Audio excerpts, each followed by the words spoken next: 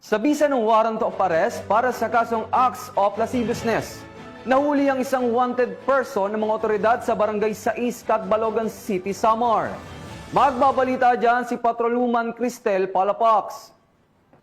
Ng mga otoridad ang isang lalaking wanted person na may kasong acts of lasciviousness sa Barangay 6, Catbalogan City, Samar. Bandang alas 7 ng gabi nang maaresto ang akusado ng mga tauhan ng 802nd Maneuver Company, Regional Mobile Force Battalion 8 sa koordinasyon sa Catbalogan City Police Station sa bisa ng warrant of arrest para sa kasong acts of lasciviousness na may nirekomendang piyansa na 36,000 pesos para sa pansamantalang kalayaan. Ang akusado ay dinala sa Catbalogan CPS para sa kaukulang dokumentasyon at tamang disposisyon. Patunay lamang na ang pambansang pulisya ay hindi nagpapabaya sa kanilang sinumpaang tungkulin na huliin ang mga taong tiwalag sa batas upang mapanatiling ligtas ang komunidad nang sa gayon may patupad ang kapayapaan ng bansa para sa ligtas at maunlad na bagong Pilipinas.